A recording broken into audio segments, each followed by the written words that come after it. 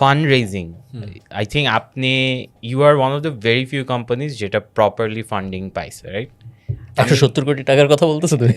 যত কোটি টাকাই হোক, আমাকে বলেন আপনি কেন পাইছেন, আর অন্য কেউ যদি চায় তাহলে কিভাবে, হোয়াট ইজ দ্য প্রসেস, আমি যাবো কার কাছে? আচ্ছা, ফার্স্ট অফ অল একদম সত্য, যেহেতু আমরা আজকে অনেস্ট টক করছি, কারেন্টলি এই মুহূর্তে বাংলাদেশ থেকে ফান্ড রেজ করা অনেক কঠিন।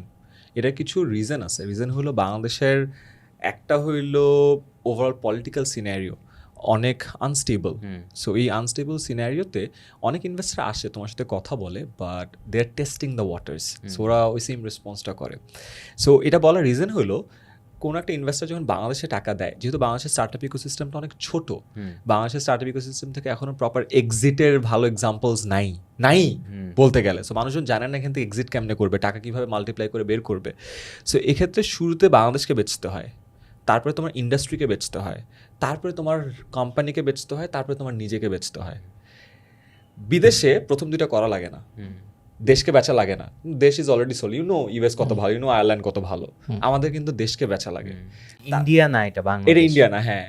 যেমন আসলে আমাদেরকে যেমন দেশকে যখন বেচা লাগে, আমাদের স্লাইডস থাকে, বাংলাদেশ নিয়ে 3-4টা স্লাইডস থাকে। দেন আমাদেরকে বুঝাতে হয় ইন্ডিয়ার কম্পারেবল দিই, যে ইন্ডিয়াতে এই দেখছো না, আমরা ইন্ডিয়ার ওইটা, তাকে বলো না যে আমরা বাংলাদেশের উবার। সো ওইভাবে আমরা ইন্ডিয়ার কম্পারেবল আনতে হয়। তারপরে কিছু কিছু জায়গায় দেখা যেত, দেখো ইন্ডিয়ার কিন্তু আমরা একটু জিডিপি কম হলো, জিডিপি পার ক্যাপিটা কিন্তু ইন্ডিয়ার থেকে বেশি। সো কম্পারেবলস দেখাতে হয়। এই দুইটাতেই মেজরিটি অফ দ্য ভিসি আসলে সোল্ড হয় না। সো এই কারণে বাংলাদেশে কারেন্টলি যদি লাস্ট 1.5-2 বছর বলো, খুব মানে ফান্ডিংয়ের অবস্থা খুব খারাপ। সো এটা হলো আমি অনেক সময় অনেস্ট ট্রুথ, কারণ অনেকে থাকে না এই ভিডিওতে বললাম এত টাকা। So first time honest truth দিয়ে শুরু করলাম, এই দুটো জিনিস বেচা লাগে। তারপরে you sell your company and you sell yourself. Initial যেহেতু আমরা বাংলাদেশের সিরিজ বিতে মেজরিটি কোম্পানি যায়নি, আমরাও যাইনি, সিরিজ এ লেভেলে আসি। সিরিজ এর আগে বা সিরিজ এ বা তার আগে সিড রাউন্ড যেটা বলে, এইখানে কিন্তু কোম্পানির দেখানোর মতো ট্র্যাকশন কম থাকে। So you have to sell yourself as a founder more than the company. Founder, হ্যাঁ, বিকজ ফাউন্ডারের উপরেই ওরা কিন্তু বেটটা নিচ্ছে। কারণ সিড লেভেলে যখন একটা কোম্পানিকে ইনভেস্ট করো, ওই কোম্পানি তো আসলে দেখানোর এত কিছু নাই। আচ্ছা, সো এখন আসি ফাইনালি যে বিক্রি করবো কিভাবে। সো আমার কাছে বিক্রি করবো আগে কার কাছে বিক্রি করবো ওইটাও একটু। ও আচ্ছা, ওইটা আমাদের এক্সাম্পল যদি দিই, খুব সহজ ছিল। 2020 সালে আমরা যেই প্রসেসে যাইতাম, আমাদের সব কন্টেন্ট ফ্রি, স্পন্সর ছিল আমাদের রবি, ইউনিলিভার, ওয়ালটন, বড় বড় স্পন্সর ছিল, এবং দে আর ভেরি নাইস। ওরা আমাদের যেমন আমাদের টাইটেল স্পন্সর বছরে কোটি টাকা দিত, জাস্ট একটা লোগো থাকতো। সো আমরা বলছিলাম যে ভাই আমরা প্রোডাক্ট সেল করবো না, আমরা অনেক মানুষের কাছে রিচ করি, আপনার লোগো থাকবে, যেন টাকা দেবেন। So that was the model. 20 সালে এসে যখন কোভিড আসলো, মার্চ মাসে সব কোম্পানি রিমেম্বার বন্ধ হয়ে গেল, কেউ কিন্তু টাকা ছাড়তেছিল না, সবারই অবস্থা খারাপ। সো ওই মোমেন্টে আমাদের স্পন্সরশিপের টাকা বন্ধ হয়ে গেল। দেন উই রিয়েলাইজ, আচ্ছা এখন তো কোম্পানিকে যদি চালাইতে হয়, we need some sort of funding. তখন আমরা দেখলাম যে আমি সার্চ করেছি সব থেকে বড় কোম্পানি কি আছে। সো ভিসি লিস্টে সবার আগে সেকোয়া আসে, বিগেস্ট ইয়েতে। অ্যান্ড তার ঠিক 1 বছর আগে সেকোয়া একটা নতুন প্রোগ্রাম রান করে, সার্জ।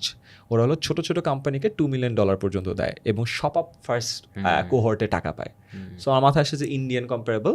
অ্যান্ড আমি যখন ভিডিও দেখতাম, তখন দেখতাম যে পরিচয় করায় দিলে ইন্ট্রোডাকশনটা ও যখন ওয়ার্ম হয়, তোমার টাকা পাওয়ার চান্সেস মেনিফোল্ডস বেড়ে যায়, রাদার দেন কোল্ড ইমেইল। তো এগেন আমি পরিচয় করাইতে বললাম, আফিফ ভাই ছিল, সো যে পরিচয় করায় দেন। সো ওরা পরিচয় করালো। পরিচয় করানোর সব থেকে বড় সুবিধা, এইটা একটা বিগ পয়েন্ট, যতই কোল্ড ইমেল পাঠাও তুমি, 10টা কোল্ড ইমেল পাঠালে this a very high chance যত একটাও অ্যাকসেপ্টেড হবে না, বাট একটা warm introduction goes a long way. আমি ওদের একেবারে ম্যানেজিং ডিরেক্টরের কাছে পিচ করতে পারলাম, সেটা কিন্তু হিউজ। ও কিন্তু জানেও না আমি কে, জাস্ট বিকজ উনি বলে দিচ্ছে জন্য আমি পিচ করার সুযোগটা পাচ্ছি। আমার হয়ে যিনি বলে দিবে তাকে আমি কিভাবে খুঁজে পাবো? যদি সো আমার জন্য অ্যাডভান্টেজ ছিল যে উনি আমার আইবির অ্যালাম নাই, so it was a good advantage. So তোমার নেটওয়ার্কে ওই মানুষগুলোকে থাকা লাগবে। ওই যে বলে না যে 6 ডিগ্রি অফ ডিফারেন্স, যে পৃথিবীতে সেপারেশন, পৃথিবীতে যে কোনো মানুষের কাছে তুমি 6 ডিগ্রি অফ সেপারেশনে আসো। সো বাংলাদেশে তাহলে তো মনে হয় না 6 ডিগ্রি, 2-3 ডিগ্রি অফ সেপারেশন আছে। সো খুঁজে বের করে আই থিঙ্ক নক করাটা, but warm introduction is a must. আমি বলবো মাস্ট না হলে অনেক। সো আমার প্রোডাক্ট আছে সিড রাউন্ডে, আমি একটা ওয়ার্ম ইন্ট্রোডাকশন, এটা তো আপনি বলতেছেন একদম টপ লেভেল, রাইট? হ্যাঁ হ্যাঁ হ্যাঁ, দিস ইজ লাইক দ্য, আচ্ছা let's just stick to that. আপনি ইন্ট্রো পাইলাম, আপনি কিভাবে শিখছেন যে পিপিটি বানাইতে হবে, পিপিটিতে কি দিতে হবে? সো পিচ টেক, যেহেতু বিবিএতে পড়ছি, আমি প্রচুর বিজনেস কম্পিটিশন করতাম। সো আমার ডেক বানানো ওয়াজ লাইক ডেক বানানো, ডেকে কি বলা? আচ্ছা, যেরকম দ্য ফ্যাক্ট দ্যাট বাংলাদেশকে এক্সপ্লেইন করতে হচ্ছে। ওকে, গুড, ভেরি গুড কোয়েশ্চেন। তাহলে আমি এটা একদম ফেস বাই ফেস চাই। পিচ আমাকে ইন্ট্রোডাকশন করাই দিল, তখন আমাকে পিচ ডেক বানাইতে হবে, যে পিচ ডেকের উপর আমি প্রেজেন্ট করব। সো পিচ ডেকের জন্য খুব ভালো রিসোর্স হলো, ইফ ইউ সার্চ অনলাইন, ওয়ার্ল্ডে স্টার্ট আপের খুব ফেমাস কিছু ডেক আছে। তার মধ্যে একটা হলো এয়ারবিএনবি ডেক, একটা হলো উবারের ডেক, একটা হলো ফেসবুকের আর্লি ডেজের ডেক। সো এই ডেকগুলো সবগুলো মার্কেটে অ্যাভেলেবল। স্পেশালি এয়ারবিএনবির ডেকটা পড়ানো হয়, যে ওয়াই কম্বিনেটর এয়ারবিএনবির ডেকটা পড়ানো, বিকজ ও ফান্ডেড ছিল। So fantastic deck. সো এই ডেক থেকে ইউ উইল আন্ডারস্ট্যান্ড যে what should be the flow. So the flow is as such, first you figure out the problem, যে this is the problem, how you came up with the problem, and then প্রবলেমটাকে খুব সুন্দর করে founder led insight দিয়ে বোঝানো। That's why the founder comes in. And মনে করো একজনকে দিয়ে প্রবলেমটা বোঝানো, যেমন আমিনের স্টোরি, আমিনকে দিয়ে একটা প্রবলেম বুঝালাম, অ্যান্ড দেন বলা আমিন বাংলাদেশে একটা না, আমিনের মতো বাংলাদেশে 4,50,00,000 স্টুডেন্ট আছে। সো সমস্যাটা হলো এত বড়, অ্যান্ড দেন প্রবলেমটাকে নাম্বার দিয়ে কোয়ান্টিফাই করা। দেন মার্কেট সাইজিংটা আসে, আমরা যে ট্যাম স্যাম সম বলেছি, total addressable market, serviceable addressable market, serviceable obtainable market. কেন? বিকজ ওর জানা দরকার যে ও যে ইনভেস্ট করবে এই কোম্পানিটা কত বড় মার্কেটে অপারেট করতেছে। বাংলাদেশের মেজরিটি বিজনেসের প্রবলেম হলো ব্যবসা অনেক ভালো, বাট এত ছোট মার্কেটে অপারেট করছে, এটা কখনো $1 বিলিয়ন কোম্পানি বাদ দাও, $100 মিলিয়ন কোম্পানিও বাদ দাও, $10 মিলিয়ন কোম্পানি হবে না, মানে 100 কোটি কোম্পানি হবে না। সো আইডিয়ালি ভিসিরা যখন টাকা দেয়, they want big companies, so that এক্সিটটা বড় হয়। সো ওই পার্টটা দেখে। দেন ইউ টক অ্যাবাউট আচ্ছা তোমার সলিউশন কি। সো যে এই জিনিসগুলো কিন্তু আগে, what's your journey, what's the problem, how big is the problem, TAM SAM SOM, তারপরে আসে আচ্ছা এখন বলো তুমি কেমনে সলভ করতেছো। Then comes your service, your product, then আসে ওটার ইউনিক আইডেন্টিফায়ার কি, তারপরে জিনিসপত্র বলবা কি করছেন, হ্যাঁ, দেন ফাউন্ডার টাউন্ডার দিয়ে পুরো জিনিসটা শেষ হয়। এইখানে নাম্বারস গুলো তো এখন প্রবাবলি আপনাদের টাইমে একটু ডিফিকাল্ট ছিল টু ফাইন্ড, হ্যাঁ এখন প্রবাবলি চ্যাট জিপিটি বা অনেক সহজ, এখন অনেক সহজ। এখন অনেক আচ্ছা সহজ। ওইটাতে না যাই আমি, আবার সো পিচে গেলেন, you had a meeting, I am sure online pitch ছিল। What are the questions that they ask? So ফার্স্টে পিচ করবা, and they are very nice, because ওরা প্রতিদিন অ্যাটলিস্ট 15-20টা করে পিচ শুনে, so they are use to with the idea. So ওদের চেহারা দেখলেই ইউ ক্যান আন্ডারস্ট্যান্ড কোন মোমেন্টে you lost them. So that's very important. যেটা হয় ফাউন্ডাররা অনেক প্যাশনেট হয়, অ্যান্ড ফুল প্যাশনে আগাইতে থাকে, but you have to also read the room. চোখ দেখে বোঝা যায় যে কে কত ইন্টারেস্টেড শুনতে। সো যেহেতু আমি আগে প্রচুর প্রেজেন্টেশন দিতাম, অ্যান্ড আমি পাবলিকলিও দিই, সো আমি কিন্তু মানুষের অ্যাটেনশন নেওয়ার জন্য, মানে আমি addicted to attention, so I could see it. So first of all it's a very good indication, তুমি ওদের চেহারা দেখলে বুঝবা যে কোনটা আমি ইউ লস্ট ইট। বিকজ জুমে যেটা হয়, at one point people is like this, কিছু পরে এরকম, অ্যান্ড দেন তোমার দিকে তাকায় এরকম করবে, is the moment you lost them. So that's a sign. And then presentation এর পরে they ask you questions. হ্যাঁ, আপনাকে কি কি জিজ্ঞেস করছে? So they are best at it. তুমি এমন কোয়েশ্চেন শুনবা যেটা তোমাকে লাইফে কেউ বলে নাই। লাইক ফর এক্সাম্পল, ও ফার্স্ট করে বললে একদম কোনো কথা ছাড়া, so the business has a key man risk. আর আমি জীবনে কি ম্যান রিস্কের টার্মই শুনি নাই, পরে সার্চ করে দেখছি আচ্ছা কি ম্যান রিস্ক হলো আমার কথাই তো বলতেছে, একজনের উপর ডিপেন্ড। হ্যাঁ, তো আমি আল্লাহ বিল্লাহ বুঝেছি এইটার কথাই প্রবলেম বলছে। But first sentence, the business has key man risk. How do you plan to mitigate that? Full presentation দিচ্ছি যে আমি কত জোস, and আমার জন্য 10 মিনিট স্কুলের সিনার্জিটা কত ভালো। ফার্স্ট কোয়েশ্চেন ইজ তুমি তো সমস্যা কেমনে মিটিগেট করবো। আমি তো পুরো প্রেজেন্টেশনে দিচ্ছি এটার উল্টাটা, suddenly you are in off guarded, right? Because they know, and the beautiful question, আসলে তো সত্য কথা তো